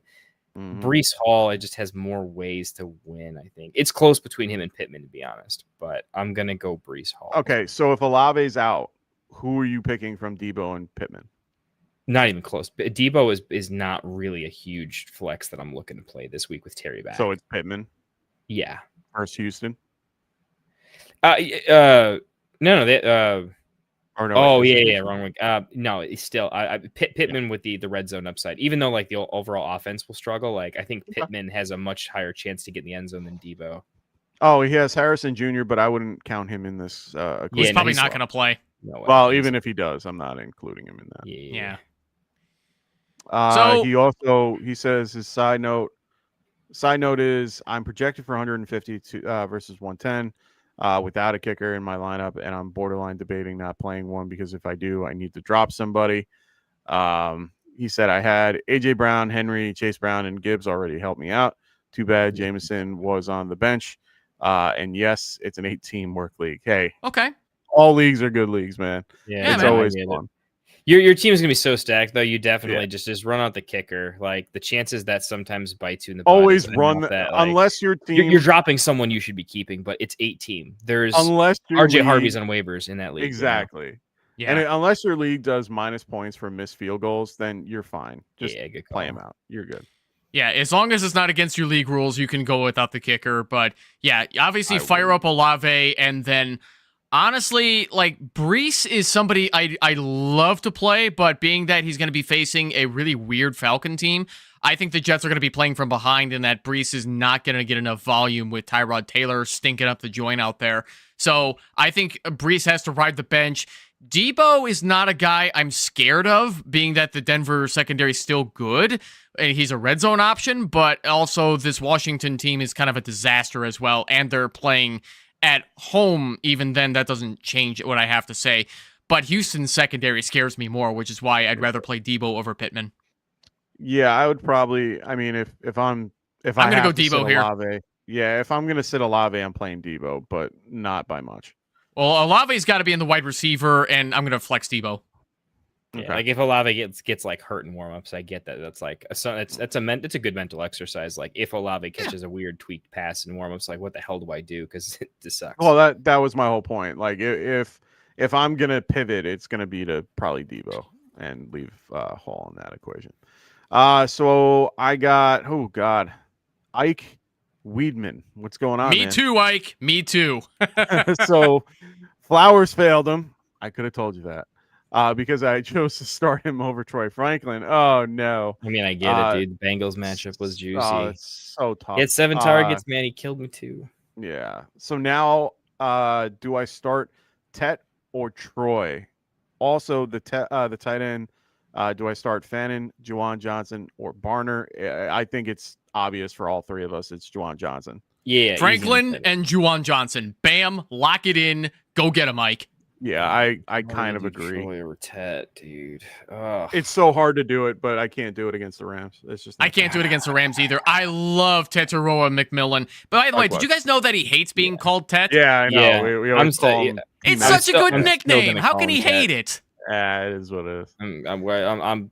I would apologize to him if I ever had a chance to meet him. If he was legitimately bothered that a few analysts that you know what I mean, like call him that. That's a thing. A broadcaster shouldn't call him Ted, right? That's national TV. But we get to no, man. We're nerds in the basement over here. We get to do whatever the hell we want. Yeah, that's part of the gig. All right, there's not many perks, but that's one of them. All right, that is one of the perks. But we will love to have him on and apologize.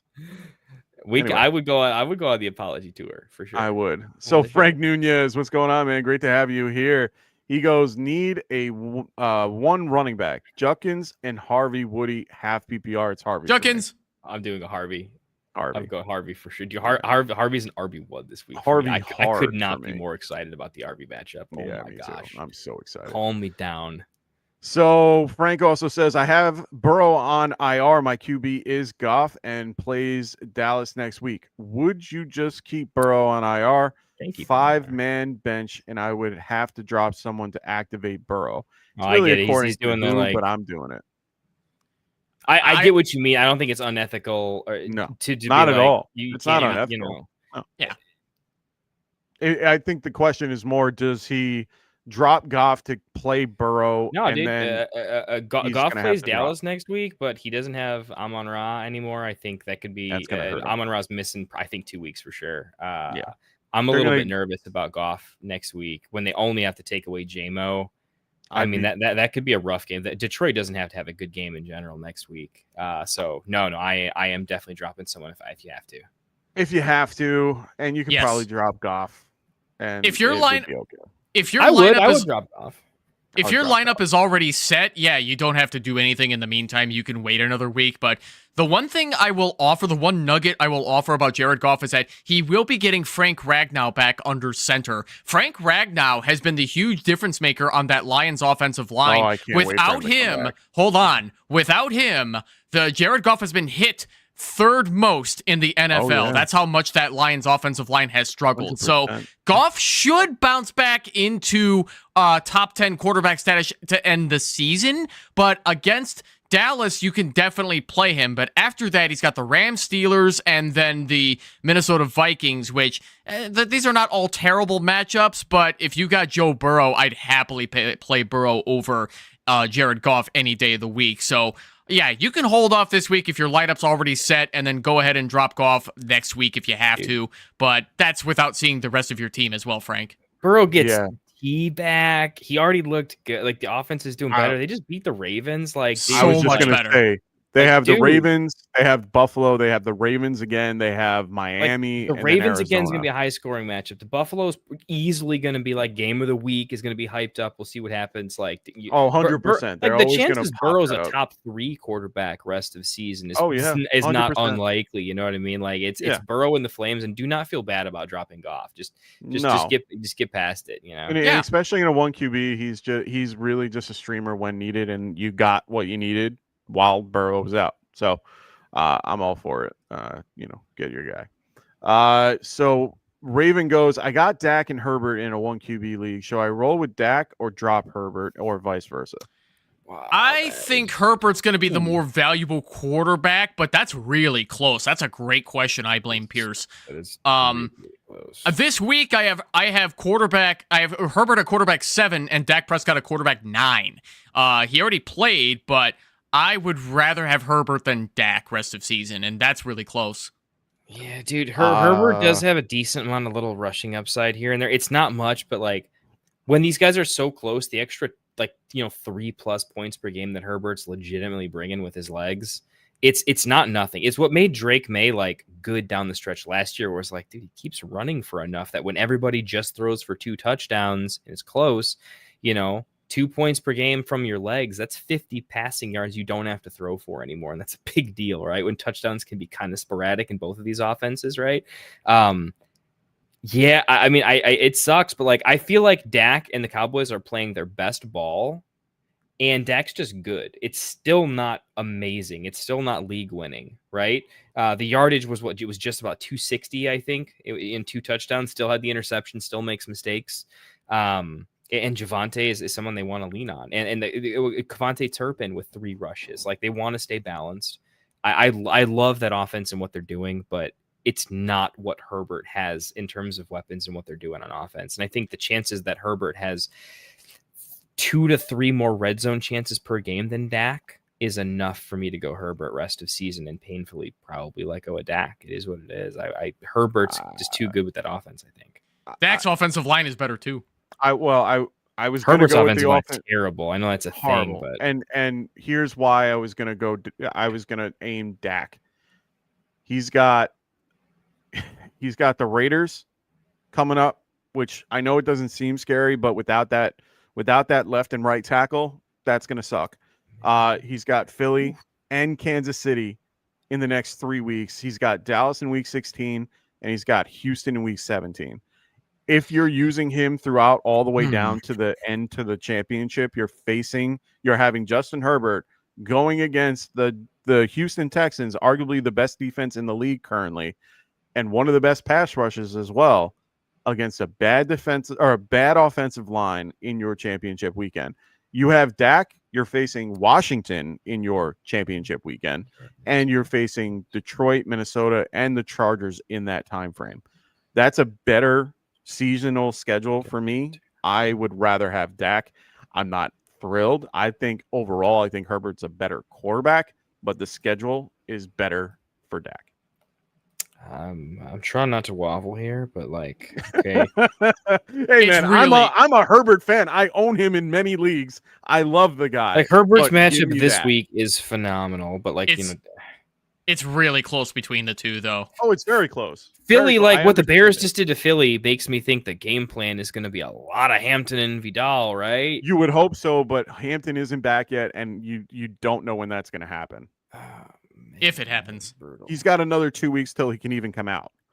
I mean, I got to think, though, the Herbert-KC matchup in the playoffs, that feels like it could be a game. That feels like 2 quarterbacks that sounds where the like coaches are going to let them go down swinging. And like have to be running back. They're going to have to do a lot to get back in that. The defense, the line doesn't match here. And if you're putting the Chiefs' defensive line against the Chargers' offensive line, I'm taking the Chiefs 10 out of 10. Is it just is it an offensive line tiebreaker when it's this Yes. razor thin? Like I actually gotta ask myself, 110. Is it just go the other way? If you go the other way around, it's going to be close to the same too. So yes, it might be a little bit of a barn burner. Right now, the Chiefs lost 3 of their offensive linemen. 3. Simmons is going to be out for a minute. So is going to Jawan Taylor. He's not doing well, and their right guard is currently out. So they're going to have a rough go the next few weeks because they're going to be having 3 new offensive linemen on that team. It's going to be a rough go, even though Patrick Mahomes did very well in fantasy-wise.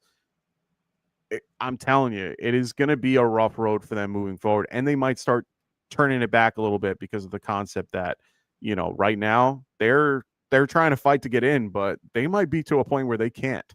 So we'll see how that goes in the next few weeks. But I like Dak's schedule a lot better. The team has been meshing a little bit better. Pickens is taking a step up, which is what they wanted.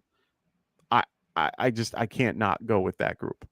Dude, this is challenging me as an analyst from like what's my tiebreaker when it's razor thin, right? And I love what do I just guys. believe in when it's this razor thin? It's what criteria is weighted more or less for me, and like for me, it usually comes down to who do I think is just the better quarterback if the situation isn't a big difference. And I'm really having to ask myself: is the situation that bad for Herbert with a bad O-line, with a good running? Like, do they have to put up a lot of points? I'm looking at his box scores and defense, just like from a points per game.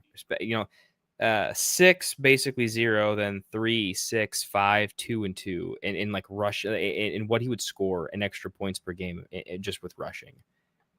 It's like it's a decent amount. I have to like Dak a lot more than I have to like Herbert rest of season. Let's keep moving though, because I do need to get off pretty soon. Very good. I was on that boat too. So we got Church. He goes Ladd or Michael Wilson. Ladd easily. Ladd. Interesting. I'm going Michael Wilson here. I like what he's been doing lately. Brissett's been passing the ball more. Their team has been passing a lot more. I like that they had the bye week, but it's going to be a rough go for them. Io, what's going on, man? He goes, I got the Texans defense in versus banged up Jones and Bucks D. Thinking Texans this week and Bucks next week. Thoughts?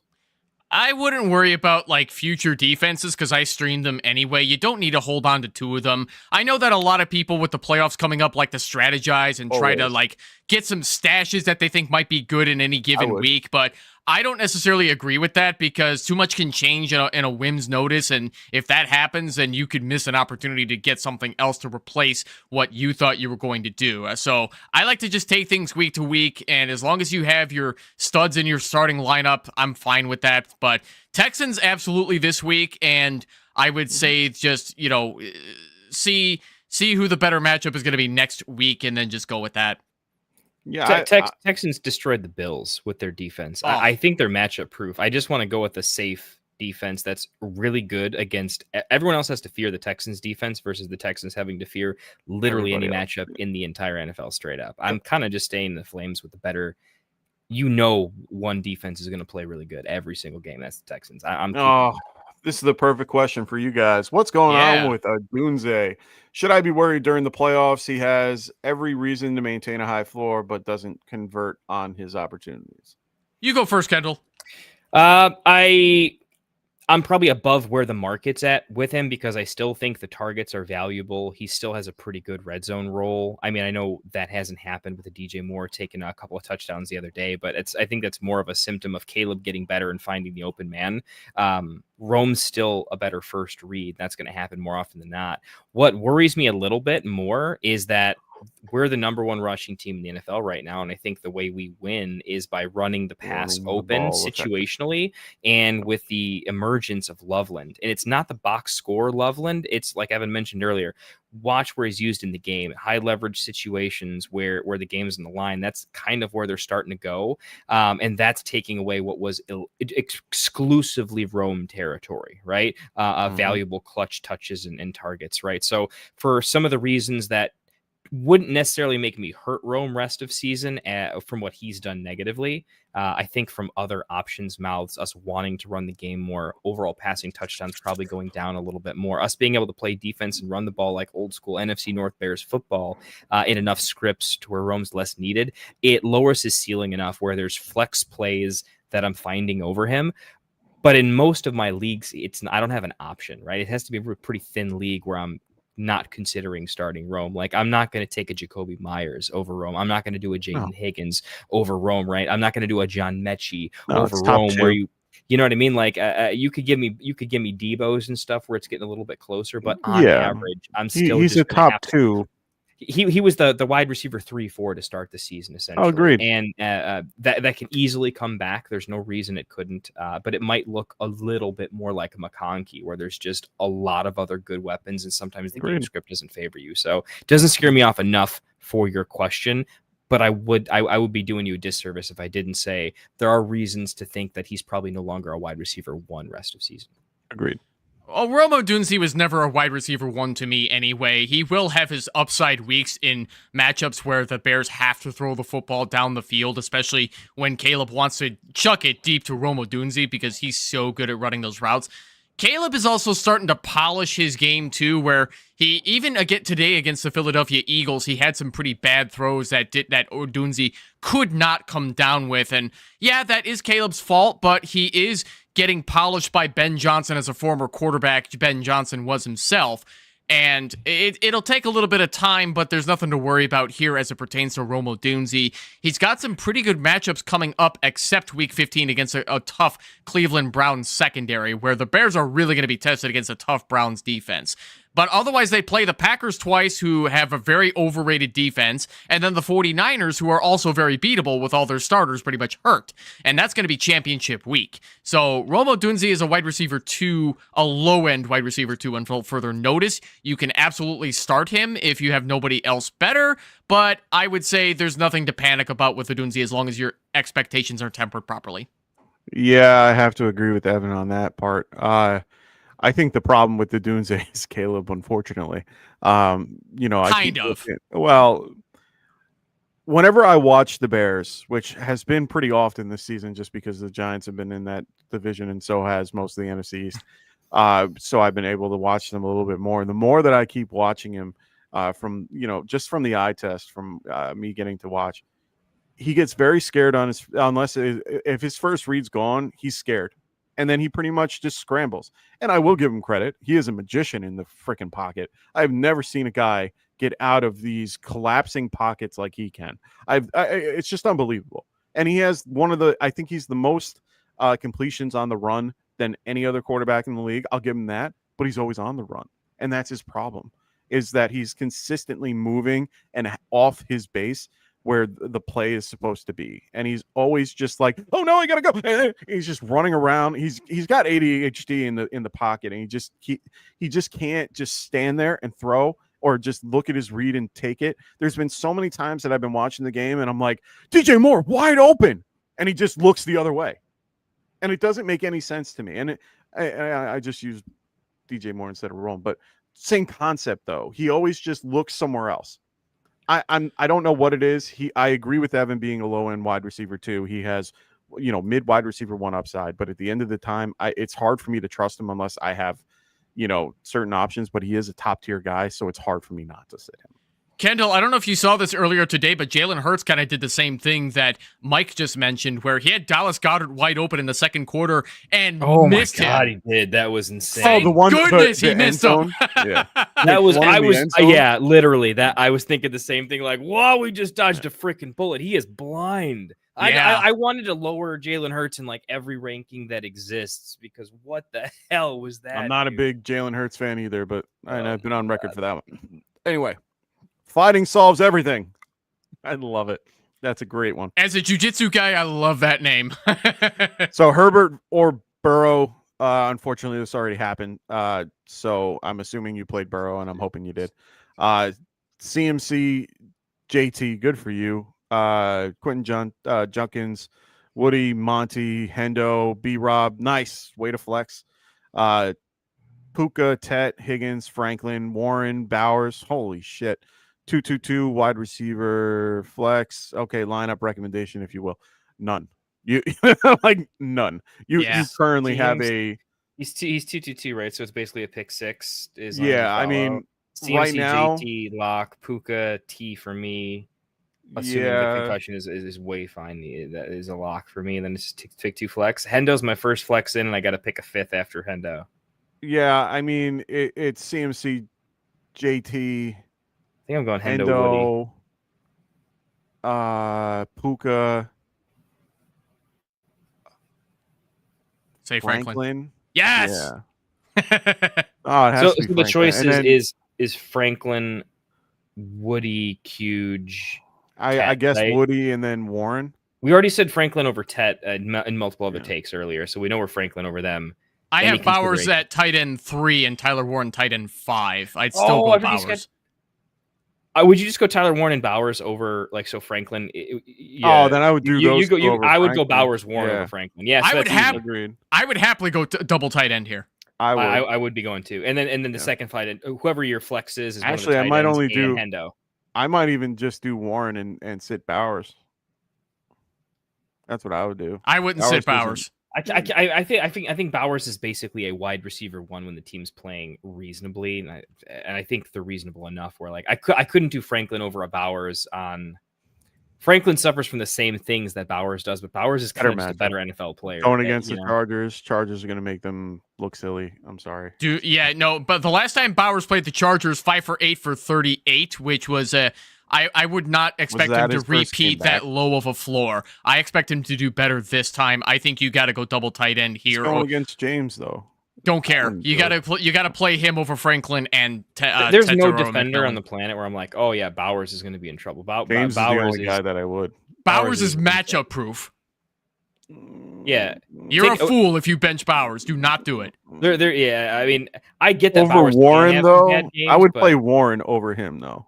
I'd play both if you can. Yeah, I guess him over Franklin, but Tyler Warren is a high upside play.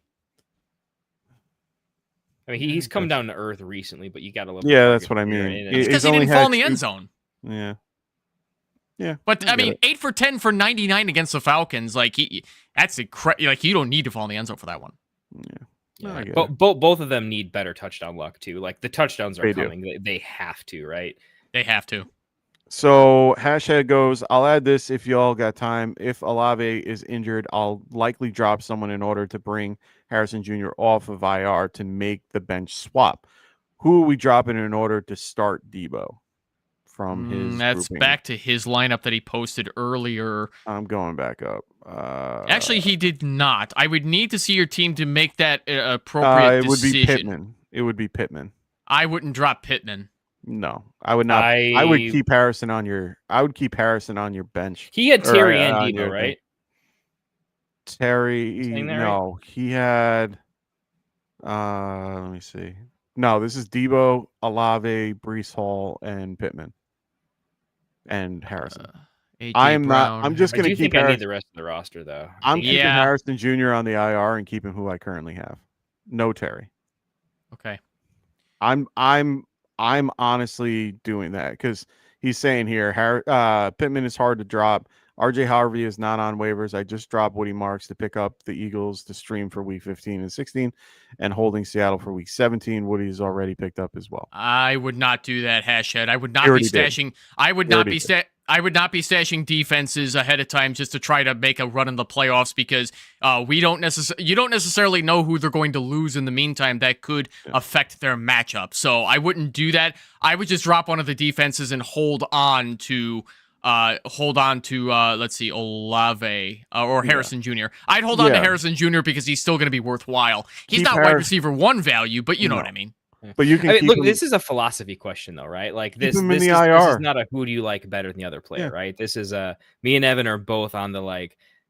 I'm keeping everybody because I'm dropping Dak and I'm just keeping Stafford the rest of the way and stuff like that, right? And I was just gonna say he has Dak on the bench and Stafford as my starter. Both, he wants both for the playoffs. I wouldn't keep 2 quarterbacks if you can help it, but they're very close. I'm not keeping 2 quarterbacks and 2 defenses, but I am going to keep one of the 2, and not the defense in this case. I'd keep the quarterback. I'll let you keep one of the 2, but definitely not both. You can't stash a defense and a quarterback. You can do one or the other. Or let me put it this way: you can't say dropping Pittman is hard, and in the same sentence say, "But I really want to stream." Well, remember this is a quarterback and this is an defense. Like you can't. I know it's always going to be a painful drop if you're keeping backups that you hope to not play outside of streaming, right?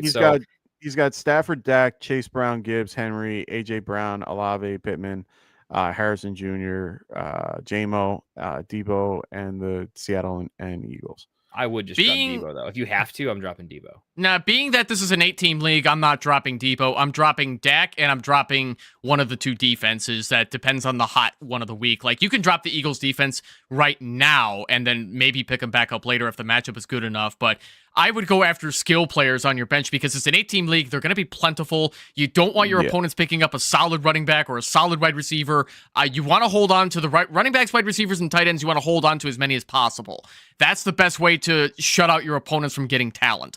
Quarterbacks, not so much because it's a 1-quarterback league. Same thing with defenses. You're only starting 1 anyway. They're not that big of a deal in this format. Yeah, no, and I get what you're doing, Hash. I see it. I see what you're doing, and I agree with the quarterback scenario. Yeah. I'm not dropping one of those 2. I'm dropping one of those defenses that you mentioned. And it's just because there's no point in having the 2 defenses like you're trying to do. And in this case, that's only if you want to bring up Harrison Jr. If you don't want to bring him up and you want to keep those defenses for another week, that's fine. Then leave Harrison in your group and make it where you can at least go another week, and then next week you can put one of them on waivers or drop one of them and bring up Harrison. I mean, but look, Harrison comes back in a week because you're not going to use him unless you need I him. guess I'm asking a question. How many games the rest of the season does he start Debo and still have a title winning chance? Basically, like if he's starting Debo with the rest of his team, that means Olave's out. And it means Marv is somehow out too. Like, I'm just not saying Debo doesn't actually get in his lineup if the players that are supposed to be healthy are healthy rest of season. I'm fine. If you want to play for max upside, right? Keep all your stashes, but you have to assume the rest of your team is perfectly healthy and you got to drop a painful drop that you will definitely never play because you have to assume everyone's healthy because we're playing max PPG, right? Yeah. If that's the philosophy, then you don't stash any flexes is the idea. I understand the keep away strategy that you're doing, Hashhead. I get it, but first of all, it's way too early to start playing keep away, and second of all, you don't want to drop a skill player that Lamar Lover wants to get. Like, if Debo falls in the end zone and does better than the rest of your lineup, you're going to feel bad that you ended up dropping him. And because like I said, wide receivers, running backs, and tight ends are far more valuable in an 8-team league compared to quarterbacks and defenses. And if somebody else wants to waste bench spots on quarterbacks and defenses, let them make that mistake. Your best bet is to get the best skill players at the 3 positions that I mentioned. If you choose not to go in that direction, that's totally fine, but that's what I would do. So he's also mentioning, like, should he drop Seattle's defense? Yes, I would. But here's the thing. Eagles, if you really think about what has happened the last 2 weeks, they have gotten beaten by the Bears. They have gotten beaten by Dallas. The Eagles were supposed to be a great play last week. We're supposed to be a good play. They have been having something going on in that defense the last few weeks that I can't put my foot on. It's scary to see. They could lose to a team like the Rams or Washington at one point. It's a better matchup comparatively. But if you're dropping one of the two, I mean, Seattle's been playing pretty well. I haven't looked at their Seattle's a better scoring defense. Like, even they're a better Seattle against a defense. good opponent seems like they're scoring more fantasy points. So they're going to be going. They have a much. They got the Colts in 15, Atlanta next week, which is a good matchup for them. Oh no, you are keeping Seattle's defense. They're facing Baltimore this week. Do not drop them today. Or go ahead and drop the Eagles defense. Drop the Eagles defense. I have dropped the Eagles defense in places where I specifically picked them up for the playoff schedule. Like, I've done exactly what you're doing in 7 bench where I have that space, and I don't trust them anymore. I have a better option. You're not dropping the Eagles. You're keeping the Seattle Seahawks while they're playing Bozemer, Kirk Cousins, and then, who knows with Daniel Jones at this point. The only hard matchup is 16. Seattle's defense is on. Worry about it then. Worry about your defense then. Get rid of the Eagles in Seattle. Dude. So guys, we got to wrap it up. I know we got to start speed running this because I got to go in about 10 minutes. Understood. No, you're good. We got one more question. We got one more question here. So fighting solves everything goes. So we agree. CMC, JT, Puka, Franklin, Warren, Bowers, and Henderson. Sitting Tet and Juckins. I mean, Henderson, I don't think is still a must start at this point, even though he clearly has the lead back position. I mean, even then, it's like, I know that the starting, they can't stop the run very well, but I'm not benching Bowers or Warren. No. So he's good. He's saying just sit Juckins and Tet. And yes, the answer to me, for me, is yes. Yeah. Like, I'm playing this group. Yep. Let's do it. I like it. Let's get to Frank. He goes, I'm in first place and probably have first round bye. So not going to need Burrow until week 16. Also have Jaden Daniels on IR. We have 2 IR spots. Okay. I have the Seattle defense and Fairbairn, which is great. So kind of set for the playoffs. Perfect. Yeah, kind of. Yeah. Yeah, I like that.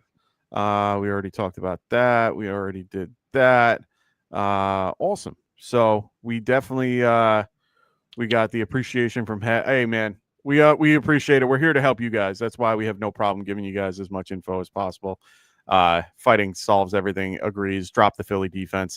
It's worth it. Just really, like the Bears did. What up?